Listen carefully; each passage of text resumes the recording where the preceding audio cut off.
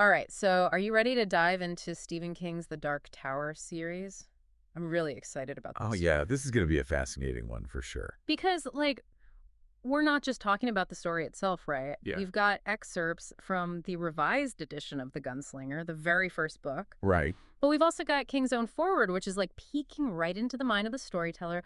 What was he thinking when he was writing this? What was she going through? It's really cool. It really adds a whole other layer to the story because he's reflecting on his younger self, when he first started writing this. And he had some pretty wild ambitions back then. Oh, yeah, totally. Like in the forward, he almost admits to chickening out, you know? Yeah. Like he was feeling the pressure of Tolkien's legacy, The Lord of the Rings, and all. Yeah, he even says that he originally sat down to write something like The Lord of the Rings, but with gunslingers. Which, I mean, come on, that's kind of hilarious, right? It is, and it's that kind of honesty that I love about King. He doesn't shy away from those early insecurities. Yeah, he owns it. And you can feel that youthful energy, that swagger. He was barely 19 when he started writing this, and he just wanted to blow readers away. He even says he wanted to, like, rip and ravish them with his story. Exactly. There's this rawness to it, this hunger to make a mark on the literary world. It's like he wasn't content with just telling his story. He wanted to, like, grab you by the shoulders and shake you. And he uses this great analogy in the foreword. He talks about this figure called the patrol boy. Oh, yeah, I remember that part. And this patrol boy shows up as you get older and starts to like slow you down, hold you back.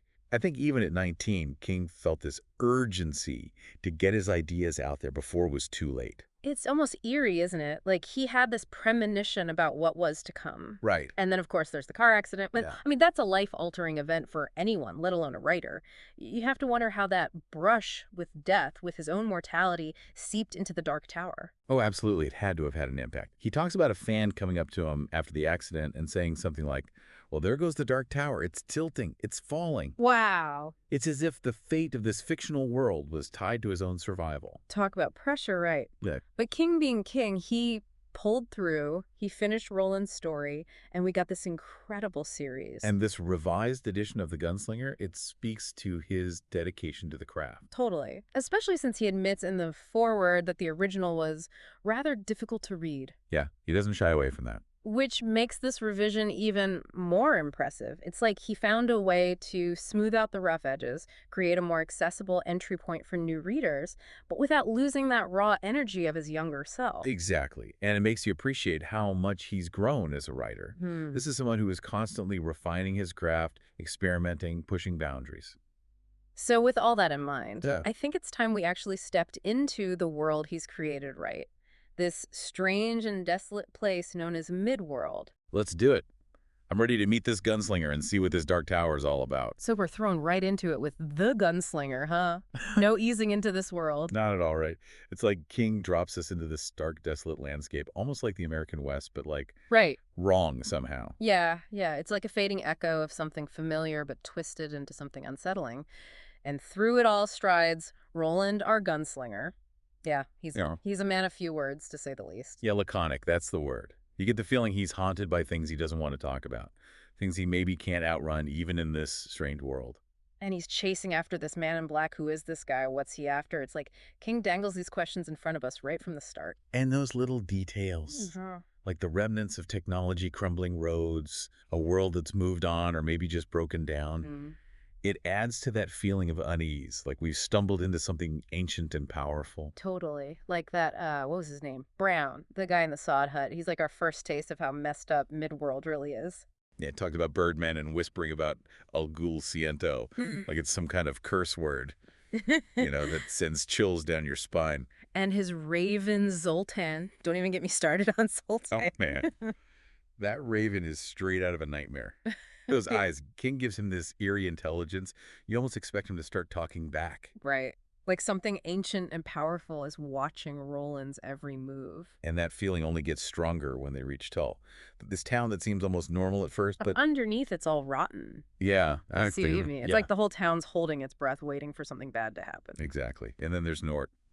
This poor guy brought back from the dead by the man in black. But he's not exactly grateful for the second chance, is he? He's like a shell of a person. Yeah, those empty eyes. Creepy. And then that note, the man in black leaves for Roland 19. You were meant to be here, gunslinger. There are other doors than go through. What's that even mean? Like, is he inviting Roland somewhere or threatening him? That's the thing about the Man in Black. You can never be sure if he's leading Roland to the answers or just messing with him. And poor Allie caught in the middle. Right. She runs the bar in Tull, and you can tell she knows more than she's letting on. She's terrified, but she's also drawn to the mystery. Just like us readers, I guess. It's like she's a stand-in for the audience, wanting to look away, but also desperate to see what happens next. And what happens next is a bloodbath. Yeah, things go sideways until real fast. Suddenly, everyone's turning on Roland. It's chaos. That whole scene, the mob mentality, the way King describes the violence, it's not gratuitous. Yeah. It's showing us how fragile civilization is in this world, how quickly it can all fall apart. Roland right in the thick of it. But he's cold man, efficient, deadly. You almost forget he's the hero for a second. Well, is he the hero? That's the question King keeps forcing us to ask. Roland is ruthless. He does what he has to survive. And yeah, sometimes that means killing without hesitation. Makes you think about what King said about that patrol boy. Like, even in a fantasy world, death is always lurking around the corner. And then just when you thought things couldn't get weirder, we meet Jake. Yeah, talk about a mind bender. Here's this kid plucked straight out of our world, New York City, and dropped into midworld with only these fragmented memories of skyscrapers and Lady Liberty. Like he's a walking glitch in the Matrix. Poor kid. It's like he landed on another planet and has no idea how he got there. It's brilliant, though. King blending genres, messing with our perception of reality. Is Jake a hallucination? Is midworld some kind of alternate dimension? We don't know. And you've got to feel for Jake, right? He's just a kid looking for someone to trust. And he finds that in Roland, at least for a while. And Roland, you see these flashes of humanity in him, this protectiveness towards Jake. But it can't last, can it? This is the Dark Tower we're talking about. Nope. It all comes crashing down, doesn't it? Jake, he gets hit by a car back in our world. Just a senseless tragedy. Yeah. And suddenly that violence that felt so far away in midworld, it hits way too close to home. It shows us that darkness exists everywhere. That even in our world, there are things we can't control. Yeah. And for Roland, it's a turning point. He has to confront his own capacity for grief, for connection. Even as he keeps moving towards this tower, we don't fully understand. Okay, so we left off with Roland and Jake facing down this crazy oracle thing. Which is like this whole other level of weird, right? God. It's not just about the cryptic riddles and the visions. It's like stepping into King's subconscious. Totally. And then they get on this handcar and plunge into the darkness. Yeah, the hand. Talk about a symbol for this whole journey. Yeah. Just hurtling into the unknown with no brakes. And those slow mutants lurking in the tunnels. Oh, man. Nightmare fuel. Right. King knows how to get under your skin. But even with all that, the real tension is building towards this confrontation with the Man in Black. Who finally shows up. Yeah, and he's not what I expected at all. I thought it would be this big dramatic showdown. Me too. Yeah. But instead, he's almost calm. Like he's in control of everything, which is almost scarier.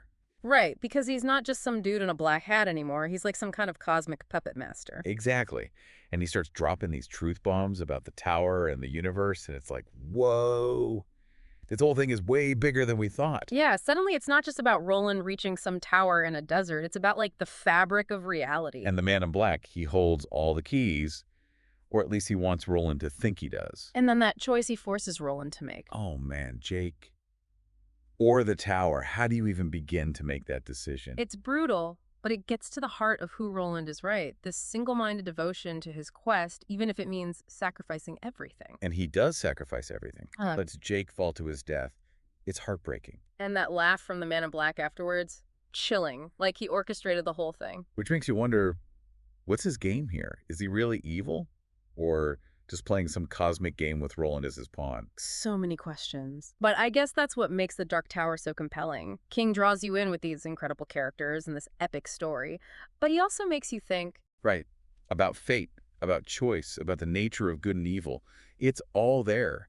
And we've only just scratched the surface. I know. I can't wait to see where it goes from here. But for now, I guess we'll have to be content with more questions than answers, which, knowing Stephen King, is probably exactly what he wants. Oh, absolutely. He's the master of the cliffhanger. Yeah. But that's the beauty of a series like this, right? It gives us something to obsess over, to unravel. And maybe we'll find our way to the tower along with Roland. Well said. And to everyone listening out there, thanks for joining us on this deep dive into the Dark Tower. We'll be back soon with another episode, so stay tuned.